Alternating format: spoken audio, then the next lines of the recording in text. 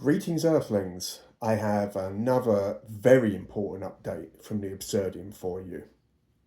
Now, for those of you who didn't know, Hamas originally wanted to give Israel all of the civilian prisoners back. They only wanted the military ones. Things got out of hand and they just started grabbing civilians, right? I don't want to go into the other stuff that happened on October the 7th because there's a lot of that still has to be unpacked.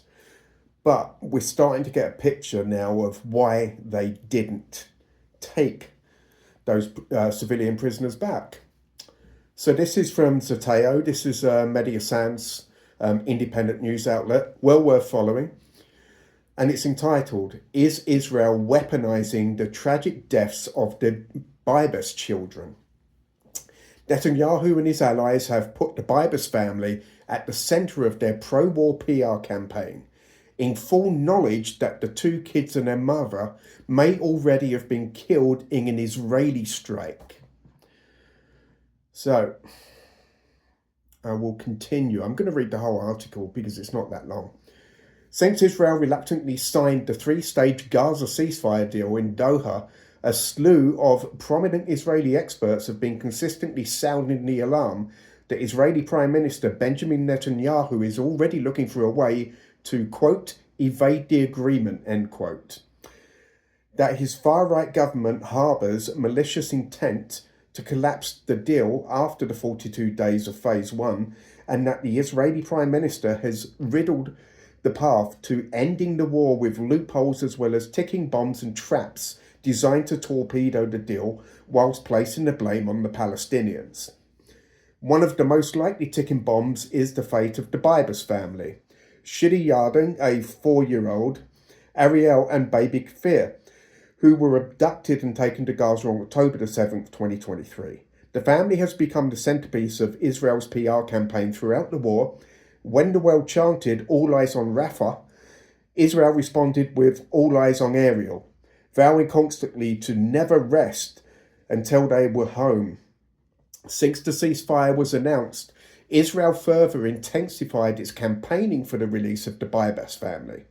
Israeli influencers, including some with apparent ties to the Israeli government, have been flooding social media with daily posts about the Bibas kids, expressing fervent hopes and prayers for their imminent return. On Tuesday, the Israeli Foreign Ministry took a delegation of more than 20 social media influencers to the kibbutz home where the Bibas lived. Israeli President Isaac Herzog spoke at the World Economic Forum with a picture of Kfir Bibas. Sitting next to him, Elon Levy, Netanyahu's former spokesperson, wrote about the family on X roughly 50 times in the last year, vowing hell and fury if they come back dead. The Israeli public was asked to display the colour orange on Wednesday amid the visit of the US President Donald Trump's envoy Steve Witkoff to mark the hair colour of the Bibas kids. Witkoff, while in Tel Aviv, was giving a custom orange dog tag with a picture of the Bibas family on it, which he wore while touring the city. Yet, this heartening campaign rests on a tragic deception. The Bibas family, except for the father Yarden, were killed in Gaza in November 2023 during an Israeli airstrike, Hamas has said. The armed group offered to return their bodies to Israel in November, but Netanyahu rejected the offer. Israel's government has apparently known their tragic fate for 14 months, but has chosen to deliberately pretend they were still alive to capitalize on the narrative of Palestinian, quote, monsters, end quote, holding a baby hostage, and Israel might soon use their grim fate to blow up the ceasefire.